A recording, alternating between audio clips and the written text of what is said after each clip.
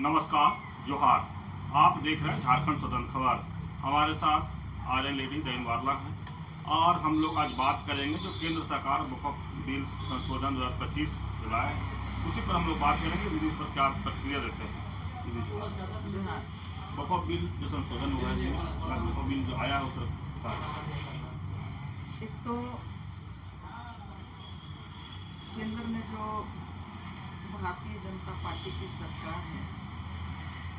2014 के बाद लगातार अभी ये तीसरी बार नरेंद्र मोदी की सरकार केंद्र में बैठी है। शुरू में ही इन्होंने कहा था कि देश में उस समय घोषणा किया था कि 2100 बिल को मैं संशोधन करूंगा और वो जो संशोधन होगा, जो जमीन विकास योजनाओं में जो थोड़ा सा विघ्न बाधाएं आएंगी, चाहे वो सामाजिक रीति रिवाज से रिलेटेड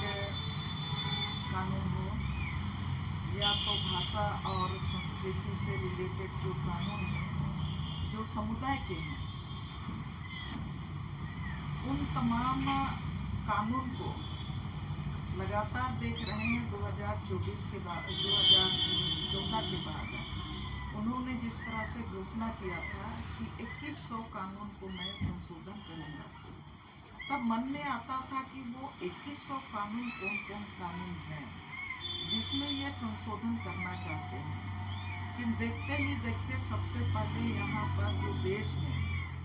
2013 में जो यूपीए की गवर्नमेंट थी, उसको बहुत विचार विमर्श के बाद जो कानून पहले था, जमीन अधिग्रहण कानून 1894, पूरे देश की जनता उस कानून को खारिज करने की मांग कर रही थी और उसके मद्देनजर ही यूपीए गवर्नमेंट ने, उस समय मनमोहन की सरकार थी, उस समय यूपीए गवर्नमेंट ने वो 1894 का कानून को खारिज करते हुए पूरे देश के सामाजिक संगठन है, विपक्ष के जो पॉलिटिकल पार्टी के लोग हैं, यहाँ तक कि भारतीय जनता पार्टी के भी जो अभी तो स्वर्गीय हुई सुषमा स्वराज वगैरह, उन लोगों भी उन बिल को संशोधन जब हो रहा था, 2013 का जो कानून बन रहा था, जमीन अधिग्रहण कानून, उस पर वो भारतीय जनता पार्टी के नेताओं को भी शामिल किया गया था, सामाजिक संगठन को भी शामिल किया था, जन आंदोलन के लोगों को भी शामिल किया गया था। अलग अलग क्षेत्र से बुला के उनके साथ विचार विमर्श किया गया था और 2013 का कानून लाया गया था, वो 2013 सितंबर में। और सबको जानते हैं कि 14 जून 2016 को जैसे ही केंद्र में सरकार आई, भारतीय जनता पार्टी की सरकार आई, तो 31 दिसंबर 2016 को 2015 को वो जैसे ही केंद्र में सरकार आई, भारतीय जनता पार्टी की सरकार, जून महीना में उन्होंने 2013 का जो कानून है उस कानून को खारिज कर दिया। खारिज करते हुए उन्होंने जमीन अधिग्रहण अध्यादेश लाया और वो जमीन अधिग्रहण अध्यादेश जो लेके आया, उसमें जैसे ग्राम सभा के निर्णय के बिना कहीं पर भी कोई भी विकास योजना किसी क्षेत्र में वो लागू नहीं होगा और इसमें ग्राम सभा को महत्वपूर्ण जगह दिया गया था। और ग्राम सभा को जमीन अधिग्रहण के संबंध में जो महत्वपूर्ण जगह दिया गया था और उसके साथ ही बहुफसली जमीन वो उसमें ये कानून में लाया गया था कि बहुफसली, देश में जितने भी बहुफसली जमीन है उसको सुरक्षित रखा जाए और विस्थापन के सवाल को भी, विस्थापन को कम करने के लिए उसमें बात कही गई थी कि ग्राम सभा जब सहमति देगी कोई भी बड़ी परियोजनाओं को या छोटी परियोजना को, तभी जमीन का वितरण होगा। अब उसके साथ ही एक बड़ा उस कानून में शामिल किया गया था कि जिस जमीन को में अधिग्रहण किया जाता है और अधिग्रहण करने के बाद जिस पर्पज से अधिग्रहण किया गया है उस जमीन को उसके लिए उपयोग नहीं किया गया तो वो जमीन असली रैयतों को वापस कर दिया जाएगा, चाहे उस जमीन का के एवज में रैयत मुआवजा ही क्यों ना ले लिया हो, लेकिन वो जमीन को मूल रैयतों को वापस कर दिया जाएगा। ये कानून में शामिल था। लेकिन मैं ये कहना चाह रही हूँ कि कहाँ से ये जो 2100 कानून, इसमें मोदी सरकार ने कहा था कि हम 2100 कानून को हम संशोधन करेंगे, तो उसमें पहला संशोधन 2013 का जो यूपी और गवर्नमेंट ने लाया था उसको खारिज करते हुए जमीन अधिग्रहण अध्यादेश लाया। पूरे देश के लोगों ने इसका विरोध किया। इसलिए कि सोशल असेसमेंट करने का जो अधिकार है उसमें, और पर्यावरण जो असेसमेंट करने का जो अधिकार है उसके पर्यावरण असेसमेंट के बाद, सोशल असेसमेंट के बाद ही वो प्रक्रिया, जमीन अधिग्रहण का प्रक्रिया आगे बढ़ सकता है। लेकिन वो जो 2013 का कानून था, लेकिन उसको खारिज करते हुए जमीन अधिग्रहण अध्यादेश लाया। अब उसका पूरा देश के सिर्फ किसानों ने, आदिवासियों ने, मूलवासियों ने विरोध नहीं किया, लेकिन इस देश में जो भारतीय संविधान के तहत जो संवैधानिक अधिकार और जो लोकतांत्रिक अधिकार जो दिया गया है, उनका जो सम्मान करने वाले जो सामाजिक संगठन है, जन आंदोलन है और जो विपक्ष की जो राजनीतिक पार्टियां हैं, सबने इसका विरोध किया। और विरोध करने के बाद बहुमत में आपका लोकसभा में नरेंद्र मोदी थी, तो 3 बार वो बिल को पास कराया लोकसभा में। राज्यसभा में वो अल्पसंख्यक में था और वो विपक्ष के लोग राज्यसभा में ज्यादा थे, तो बार बार लोकसभा में पास हो जाता था और राज्यसभा में रोक दिया जाता था। बाद में नरेंद्र मोदी को कहना पड़ा कि अब हम चौथी बार ऑर्डिनेंस नहीं लाएंगे, माने जमीन अधिग्रहण अध्यादेश नहीं लाएंगे। तब से ये दिमाग में, पूरे देश के लोगों के दिमाग में छाया हुआ है, बैठा हुआ है कि जो सामाजिक व्यवस्था को सपोर्ट करने वाली जो संवैधानिक, जो संविधान ने जो अधिकार दिया है हर जाति, धर्म और वर्ग के लोगों को, चाहे कश्मीर का सवाल की बात करेंगे, कश्मीर में जिस तरह से आपका अपना 370 को लेके आया, अब 370 आने के तुरंत बाद अभी किस तरह से वहाँ पर सोना खदान मिल रहा है, उसकी नीलामी की चर्चा हो रही है। और उसी तरह से यहाँ पर 5वीं अनुसूची को और 6ठी अनुसूची को, जो देश में आदिवासी बहुल क्षेत्र में जो 5वीं अनुसूची आदिवासियों के संवैधानिक रक्षा का एक सुरक्षा कवच है। और झारखंड की बात करेंगे तो वो हमारा CNT एक्ट है, कभी वो सुरक्षा कवच है, SPT एक्ट का भी सुरक्षा कवच है, विल्किंसन रूल का भी सुरक्षा कवच है। इसलिए कि भारत के संविधान ने ये अधिकार दिया है, पूरी तरह से ग्राम सभा को अधिकार दिया है, गांव का माइनर मिनरल्स पर अधिकार दिया है। और उसी के आधार पर बाद में 1996 में बुरिया कमेटी ने भी जो अनुशंसा करके 1996 में 24 दिसंबर 1996 में जो प्रस्ताव लेके आया, कमेटी ने जो ड्राफ्ट प्रस्तुत किया लोकसभा में, और उसको उस समय के जो तत्कालीन आपका राष्ट्रपति थे, उन्होंने स्वीकृति दी हस्ताक्षर करके कि जो 5वीं अनुसूचित क्षेत्र में जहाँ पर पंचायत कानून है, लेकिन वहाँ पर पंचायत कानून इस्तेमाल ना करके 5वीं अनुसूचित क्षेत्र में ये पेशा कानून इस्तेमाल किया जाए, जो 1996 में 73 संविधान संशोधन करके ये लाया गया। तो ये तमाम जो कानून मिलके वो आदिवासी, मूलवासी और किसानों के हित की रक्षा के लिए लाई गई। और यहाँ पर मैं ये बप पर इसलिए बात करते हुए, बप संशोधन की बात जब आई है, तो इसमें मैं ये बात कहना चाहूँगी कि यहाँ पर हम लोगों का झारखंड में हम लोग यहाँ पर आदिवासियों का अपना संवैधानिक, अपना परंपरागत अधिकार के तहत जो CND एक्ट बना, और उसके तहत ही हम लोगों का जो आदिवासियों ने बाघ भालू से लड़ के जो जंगल को आबाद किया, और उनका जो पारंपरिक अधिकार उन्होंने जो स्थापित किया, उसी के तहत यहाँ पर जब अंग्रेजों ने टैक्स व्यवस्था थोपने का काम किया और जमीन को, जो सामुदायिक जमीन हमारा है, उस सामुदायिक जमीन को व्यक्तिगत जमीन में डिवाइड करने की कोशिश की, और उसी के मैंने अंग्रेजों का वो थोपने वाली जो व्यवस्था थी, उसी के खिलाफ आपको देखेंगे को तो 1896 में सिद्धू कान्हू चांद भैरव के अगुवाई में पूरा संथाल परगना इलाका से जो पुल शुरू हुआ, आपका मध्य झारखंड में आते आते आपका बिरसा मुंडा के नेतृत्व में, कान्हू मुंडा के नेतृत्व में, और उस आंदोलन को फिर वीर बुद्धू भगत तेलंगा खड़िया, और आपका दक्षिण में आप जाएंगे कोल्हान इलाका में, तो वहाँ पर आपका सिंधरा मानकी, बिंद्रा मानकी के नेतृत्व में पूरा छोटा नागपुर,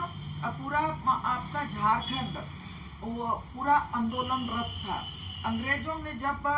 सामुदायिक जमीन जो थी, समुदाय की आदिवासियों का जो सामुदायिक जमीन था, उस जमीन पर वो व्यक्तिगत रूप से कि ये तुम्हारा जमीन है, ये तुम्हारा जमीन है, व्यक्तिगत जमीन के रूप में जब परिवर्तन करने लगा और उस पर टैक्स व्यवस्था थोपने का काम किया, तब उसी का ये देन है कि वो उलगुलान, आपका सिद्धू कान्हू का उलगुलान, बिरसा मुंडा, सिद्धू कान्हू का वोल, बिरसा मुंडा का उलगुलान, और आपका सिंधरा बिंद्रा का जो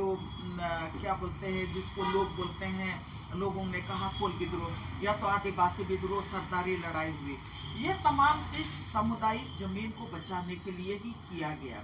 और उसको देखते हुए जब देश आजाद हुआ तो ये 5वीं अनुसूची में हमारे इलाका को रखा गया, और 5वीं अनुसूची में CND एक्ट बना। लेकिन उसके साथ हमारा जो संवैधानिक अधिकार है, उसमें आपका CND एक्ट के भीतर में जब यहाँ पर जमीन का रिकॉर्ड ऑफ राइट्स बना, जमीन का रिकॉर्ड्स ऑफ राइट्स बना, तो उसमें एक इंडिविजुअल राइट्स बना जिसको खतियान के नाम से जानते हैं, और एक सामुदायिक रिकॉर्ड्स बना जिसको हम लोग 32 का खतियान के में हम लोग पाते हैं, जिसको खतियान पार्ट 2 कहते हैं। और जितना बार सर्वे हुआ, ये खतियान पार्ट 2 बना, वो पूरे समुदाय का जमीन है, उसमें नदी है, नाला है, सरना है, मसना है, तमाम जो हम लोगों का जंगल है, जमीन है, वो खतियान पार्ट 2 में है। और वो जमीन किसी एक व्यक्ति का नहीं है, वो पूरा इलाके का आदिवासी समुदाय का भी है, और वहाँ पर अगल बगल में जो मूलवासी समुदाय है, वो भी नदी का यूज करते हैं, जंगल झाड़ का यूज करते हैं, चरागाह के यूज करते हैं, सबको का मंदिर वहीं पर है, मस्जिद वहीं पर है, वहीं पर हमारा गिरजाघर भी है, वहीं पर सरना भी है, वहीं पर जाहिर भी है, वहीं पर देवस्थल भी है, वहीं पर हमारा देसावली भी है। तो उनका कोई माने एक इंडिविजुअल व्यक्ति के नाम पर वो कागज नहीं है, वो पूरी तरह से आपका समुदाय के नाम से खतियान पार्ट 2 में। अब रही बात है जो वक्फ संशोधन बिल आया, जब वक्फ संशोधन बिल आया तो शुरू में सब कोई को लगने लगा, हम लोग को भी लगने लगा कि ये तो सिर्फ मुस्लिम समुदाय की बात हो रही है, कि मुस्लिम समुदाय के लिए वो कानून लाया जा रहा है, इस तरह से जो हम लोगों को समझ में आया। लेकिन जब इसको विश्लेषण करने लगे, तब ये जो वक्फ को अपने लेके क्यों ये वक्फ में संशोधन करने की बात कही जा रही है, तब ये तमाम चीजें सामने आ रहा है कि 14वीं आपका मैंने सदी या तो 15वीं सदी में जितना भी मुगल काल के समय में जो मस्जिदें बनी देश में, मुगल काल के समय में उन मस्जिदों का के पास बड़ा बड़ा मैंने उनका वक्फ का प्रॉपर्टी है, वक्फ बोर्ड का प्रॉपर्टी है। और आज जब बहस हो रही है, कल जब बहस हुआ तब तमाम चीजें क्लियर सामने आने लगी हैं। तो मैं वक्फ पर कल जो बहस हुआ उसके पहले मैं झारखंड में जो कुछ हुआ उस पर मैं 2 लाइन करना चाहती हूँ। इसलिए कि हम लोग जब आदिवासी लोग बात बोलते हैं, लॉजिक देते हैं, तर्क देते हैं, तो देश के लोगों को लगता है कि आदिवासियों के पास क्या ज्ञान है। आदिवासी जंगल में रहते हैं, उनके पास कोई ज्ञान नहीं है, वो संविधान का ज्ञान नहीं है उनके पास। लोगों को ऐसा लगता है। 2020 में जब नरेंद्र मोदी ने जब लैंड रिकॉर्ड डिजिटलाइजेशन प्रोग्राम चलाना शुरू किया और लैंड रिकॉर्ड डिजिटलाइजेशन प्रोग्राम शुरू किया और उसके तहत ही मोदी स्वामित्व योजना लाया। और मोदी स्वामित्व योजना लाके उन्होंने पूरे देश में की संपत्ति को ढूंढना शुरू कर दिया और उसमें कहा कि हम प्रॉपर्टी कार्ड तुमको बना के देंगे। तो कौन सा प्रॉपर्टी कार्ड बना के देगा? किस जमीन का प्रॉपर्टी कार्ड बना के देगा? क्या हमारा जो 10 किलो राशन मिलता है उसके लिए तो आपने ऑलरेडी हमको मैंने लाल राशन कार्ड, पीला राशन कार्ड और क्या क्या राशन कार्ड आपने हमको दे दिया। और उसके लिए आपने बायोमेट्रिक में कहा कि आपको हम राशन देंगे, लेकिन वो ठेपा उपा सब नहीं चलेगा, अब बायोमेट्रिक में चलेगा। इसलिए कि डिजिटल इंडिया का मामला है। तो डिजिटल इंडिया का जमाना है। तो अब वो जो वृद्ध हो चुके हैं राशन कार्डधारी, वो लोग ठेपा लगा के अब उन लोगों को 5 किलो राशन के लिए 15 दिन तक उन लोगों को चक्कर लगाना पड़ता है। और ये डिजिटल इंडिया में उनका जो क्या पास मशीन है ना, पास मशीन जब तक इलेक्ट्रिक नहीं रहता है तो आपका पास मशीन चलता नहीं है और काम नहीं करता है। और उसके साथ ही ये जो हम लोगों का बायोमेट्रिक में जैसे जैसे उम्र जाएगा ये रेखा खत्म हो जाएगा, तब वहां पर आपका जब बायोमेट्रिक भी लेगा तो आपका हाथ का प्रिंट नहीं ले पाता है। तब आज की तारीख में राशन कार्ड आपके हाथ में है, सारा चीज आपके हाथ में है, लेकिन आप राशन से महरूम है, इसलिए कि आपका बायोमेट्रिक काम नहीं कर रहा है, इसलिए कि आपका पास मशीन काम नहीं कर रहा है। अब इसके साथ ही जब मोदी सरकार ने लैंड रिकॉर्ड डिजिटलाइजेशन प्रोग्राम की बात की और जब जो आपका मैनुअली ये जो कागज में रसीद काटता था, तो वहां पर अंधा है, लंगड़ा है, लूल्हा है किसान, वो भी जाके अमीन के सामने बोलता था कि ये हमने पिछले साल रसीद काटा था, अब हमारा रसीद हम इस बार का तुम काट दो। और एक बार नहीं काटा, 2 बार नहीं काटा। हाँ, पूरे देश में जिस तरह से भ्रष्टाचार है, हर राज सत्ता में भ्रष्टाचारी लोग बैठे हैं, तो उस समय भी निश्चित रूप से 1 दिन टाल लेता था, 2-3 दिन टाल लेता था कर्मचारी, लेकिन आपका निश्चित रूप से चौथा 5वां दिन वो अनपढ़ व्यक्ति किसान है उसका रसीद कर्मचारी काट लेता था। लेकिन आज की तारीख में जब से डिजिटलाइजेशन हो गया, अब डिजिटलाइजेशन लैंड रिकॉर्ड डिजिटलाइजेशन करने के लिए ठेका दिया गया और ठेका दिया गया तो जो आदिवासी समाज के बारे में 5वीं अनुसूची के बारे में जो आपका खतियान पार्ट 2 के बारे में ABCD कुछ भी पता नहीं था, जो सिर्फ आपका मैंने कंप्यूटर में अपडेट करने जानता था उनको बैठा दिया, एजेंसी को दे दिया और वो जो मन कर दिया, मंगरा के सामने बुधवा कर दिया, अमर के सामने, अमरनाथ के सामने देवनी बारला कर दिया, किसके सामने किस आलू को बैठा दिया, किस प्याज को लाके बैठा दिया। अब खतियान में पूरी तरह से आपका 50% 60% जमीन का गड़बड़ी शुरू हो गया। अब उनका जमीन का खतियान में नाम बदल रहा है, जमीन से में ऑनलाइन होते हुए उनका जमीन को लूट शुरू हो गया। बाहर के लोग मतलब 5वीं अनुसूची क्षेत्र में जमीन लूटने के लिए दिन रात वो लोग ऑनलाइन अपना प्रज्ञा केंद्र में कौन कहां पर बैठ के वो अपना जमीन लूटने का काम कर रहा है। अब लुटेरों को अंचल कार्यालय में जाने की जरूरत नहीं है, ये डिजिटल इंडिया का देन है। अब ऐसे परिस्थिति में मोदी स्वामित्व योजना आया 2020 में और 2021 तक में उन्होंने एक मैंने स्कीम लेकर आया पूरा भारत के लिए, स्वामित्व योजना, मोदी स्वामित्व योजना प्रॉपर्टी कार्ड, 14 डिजिट का हम प्रॉपर्टी कार्ड बना के देंगे और उसके लिए पूरे देश में ड्रोन सर्वे शुरू कर दिया। और ड्रोन से पूरे क्षेत्र का जमीन को वो सर्वे करके जो आपका जमीन है, आपका जितना जमीन है, अगर आपका 5 डिसमिल जमीन है तो 5 डिसमिल जमीन का ही आपको क्या बोलते हैं प्रॉपर्टी कार्ड बना के देगा। और वो भी शर्त इतना ही है कि कागजात आपका अगर ऑनलाइन अपडेट है, ऑनलाइन अगर आप जमीन का रसीद हर साल आप काटते जा रहे हैं, अपडेट है, तब आप वो मान्य होगा। बाकी अगर अभी किसानों का गांव में, आप गांव में जाइएगा, हर गांव में 50% 60% गांव वालों का जमीन जहां पर खतियान पार्ट 2 में छेड़छाड़ है, पंजी 2 में जमीन गायब है, तो उनके नाम से वो जमीन नहीं चढ़ रहा है, अपना ही जमीन उनके नाम से खतियान में सही जमीन नहीं चढ़ रहा है, नाम सही नहीं चढ़ रहा है, जमीन का रकबा खाता का जमीन का प्लॉट नंबर सही नहीं चढ़ रहा है, और पंजी 2 में तो वो मैंने पूरी तरह से उनका जमीन का रकबा और प्लॉट नंबर ही गायब है, तो रसीद नहीं कट रहा है, और जमीन का जिनका अपना जमीन है उसका नहीं कट रहा है। और जो हमारा पार्ट 2 का जमीन है, खतियान पार्ट 2 का, वो मैंने सामूहिक जमीन है, वो तमाम जमीन को बाहर के लोग, मोदी ने जो स्वामी ढूंढने का काम किया, वो स्वामी बाहर के लोग जा रहे हैं और उस जमीन को साम दाम दंड भेद में अपने नाम से लोग कर ले रहे हैं, खतियान में अपना नाम चढ़ा रहे हैं, जमीन का प्लॉट अपने नाम से चढ़ा रहे हैं और वहां का जमीन का मालिक बन जा रहे हैं। तब हम लोगों ने ये सवाल बार बार उठाया था, हम लोग राज के सामने उठाया था, हम लोग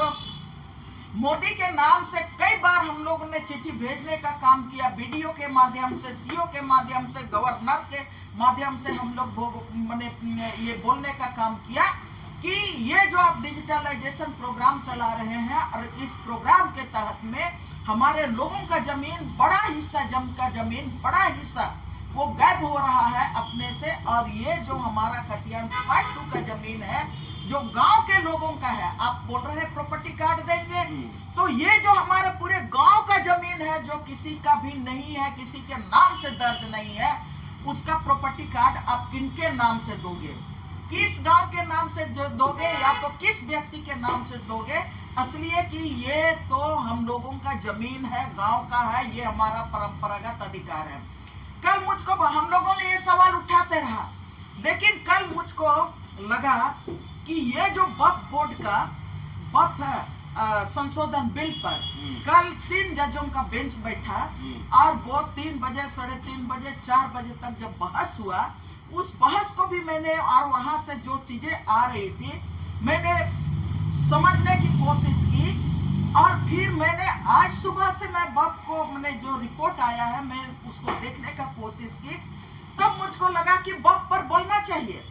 वक्फ संशोधन बिल पर। ये तो मुस्लिम समुदाय को का केवल खतरा नहीं है, ये आदिवासियों के भी, उसके पीछे आदिवासी समुदाय को भी खतरा है,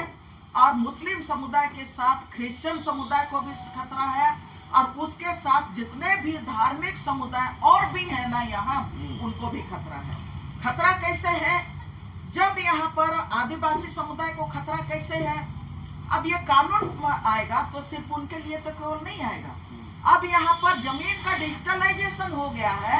अब सबने पंजीकरण मांगता है। तो कल जो बहस हुआ, इसमें जिस तरह से वहाँ जो सवाल सामने आ रहा था, 3 बेंच का जो जजों ने कहा कि 14वीं और 15वीं शताब्दी में के बीच में बहुत सारे मस्जिदों को स्थापित किया गया है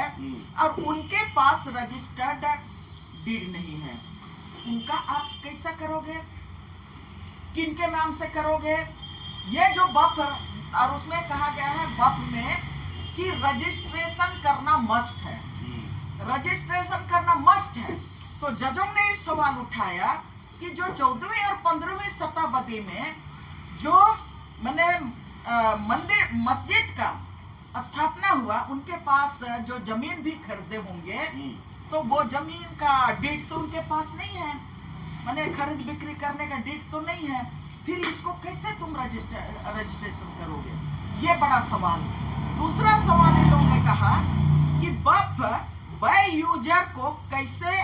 अस्वीकृत किया जाएगा। ये जजों ने कहा, जो मैंने अखबार में पढ़ा, बफ बाय यूजर को कैसे अस्वीकृत किया जाएगा, क्योंकि कई लोगों के पास इससे पंजीकृत कराने के लिए अपेक्षाकृत दस्तावेज नहीं होंगे। तो हमने जो सवाल उठा रहा था यहाँ पर कि प्रॉपर्टी कार्ड कैसे बनाओगे, हमारे खतियान पार्ट 2 का जमीन का प्रॉपर्टी कार्ड किसके नाम से बनेगा, इसलिए कि आज तक तो हमारे शादियों से खतियान पार्ट 2 का जमीन गांव के सारे लोगों का है, किसी एक व्यक्ति के नाम से नहीं है। तो ये जो जब जज लोग वक्त में जब ये सवाल कर रहे हैं, और यही सवाल हम लोगों ने किया लगातार, अपने राज्य सरकार से भी हम लोगों ने ये सवाल करते रहा और केंद्र सरकार से भी लगातार करते रहा कि ये स्वामित्व योजना आप ला रहे हैं पूरी तरह से आदिवासियों के खिलाफ में है, आदिवासियों के सामाजिक व्यवस्था के खिलाफ में है, उनके सांस्कृतिक व्यवस्था के खिलाफ में है। और आज जब बफ पर जब ये चर्चा हो रहा है सुप्रीम कोर्ट में, तब यहाँ पर बोल रहे हैं कि बहुत सारे उनका कैसे पंजीकृत करोगे, क्योंकि उनके पास दस्तावेज नहीं है। तो हमारे पास तो दस्तावेज है, लेकिन आप बोलोगे कि नहीं किनके नाम से है, तो किनके नाम से, तो भाई हमारा समाज में जो सामाजिक व्यवस्था है, जो हमारा इतिहास का एक हिस्सा है आदिवासियों का, कि खतियान पार्ट 2 पूरे समाज का है। अब यहाँ पर ये जब यहाँ पर सुप्रीम कोर्ट में जज लोग जब बहस कर रहे हैं, तो मुझको वो तमाम चीजें याद आ रही हैं कि हम लोग मोदी स्वामित्व योजना के तहत जो प्रॉपर्टी कार्ड बनाने की बात करती है मोदी सरकार, हम लोग मोदी सरकार से बार बार हम लोगों ने ये बात पूछा कि बताओ वो जमीन, हमारा समाज का जमीन किनके नाम से तुम मैंने प्रॉपर्टी कार्ड बनाओगे। मोदी के पास कोई जवाब नहीं है। तीसरा सवाल इन्होंने कहा कि आप उपयोगकर्ता द्वारा बफ को कैसे पंजीकृत करोगे, क्योंकि इनके पास दस्तावेज होंगे तब ना। हम लोग खतियान पार्ट 2 के तहत में पूरा जमीन का हम लोग उपयोग कर रहे हैं, लेकिन हम लोग उसका मालगुजारी या तो टैक्स, ये हमारा सामाजिक व्यवस्था में हमारा 5वीं अनुसूची में है कि हम उसका टैक्स नहीं देते हैं, वो हमारा सामुदायिक जमीन है। तो आप कहोगे कि नहीं अब ये जमीन सरकार की हो जाएगी। शुरू से हम लोग ये बात बोल रहे हैं मोदी स्वामित्व किनके लिए स्वामी ढूंढ रहा है मोदी, अडानी के लिए, अंबानी के लिए। जिस तरह से अभी अडानी और अंबानी की आप राजनीति कर रहे हो, तो आप इसके लिए ये हमारे जमीन को भी आप यहाँ पर लाना चाहते हो। आगे ये कहता है, अदालत ने कहा बाय यूजर को यदि पूर्ववत रखोगे तो समस्या हो सकती है, क्योंकि उनके पास दस्तावेज नहीं है। अब ये जो लैंड रिकॉर्ड डिजिटलाइजेशन प्रोग्राम पूरे देश में मोदी सरकार ने चलाया, हम लोग बार बार बोलते रहे कि ये जमीन अपने कब्जे में लेने के लिए मोदी सरकार ये तमाम कानूनों में संशोधन किया है, और ये जो लैंड रिकॉर्ड डिजिटलाइजेशन का प्रोग्राम भी चलाया है मोदी, तो सिर्फ और सिर्फ देश के एक एक इंच जमीन को अपने कब्जे में लेके देश को समझना चाहिए, देश के लोगों को समझना चाहिए कि 2020 में उन्होंने मोनेटाइजेशन कॉर्पोरेशन बनाया है, मैंने जमीन के बदले जमीन को बेचने के लिए पैसा कमाने के लिए कॉर्पोरेशन भी बनाया है। अब ये जो मोनेटाइजेशन कॉर्पोरेशन देश स्तर में बनाया है, जमीन बेचेगा। जिस तरह से उन्होंने रेलवे को बेच दिया, सड़क को बेच दिया, एयरपोर्ट को बेच दिया, सारा चीज को बेच दिया, ये जो स्वामित्व ढूंढने के बहाने और ये बफ बिल के नाम पर या तो स्वामित्व योजना के नाम पर, प्रॉपर्टी कार्ड देने के नाम पर जो भी जमीन हमारी है, जो समुदाय की है, जो एक व्यक्ति के नाम से नहीं है, कागजात ढूंढेगा तो कागजात हम लोग नहीं दे पाएंगे, तब वो बोलेगा कि नहीं ये जमीन सरकार की है। मैं ये बात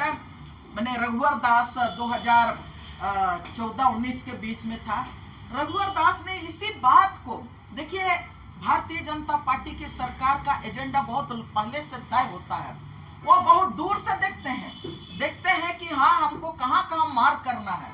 रघुवर दास जब था यहाँ पर, उस समय उन्होंने वो घोषणा ये किया था कि जिस तरह से अभी वक्फ बिल की बात कर रहे हैं ना, उस समय ये बात बोला था कि जितने भी झारखंड में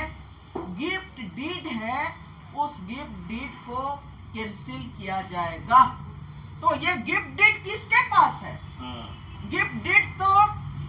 सेवा के नाम से, शिक्षा के नाम से, स्वास्थ्य के नाम से, जिस भी सेवा के नाम पर उन मिशनरियों को गिफ्ट मिला है जमीन, वो गिफ्ट डीड के तहत आता है। तो उसी समय रघुवर दास ये बात निकाला था, मुझको अच्छी तरह याद है,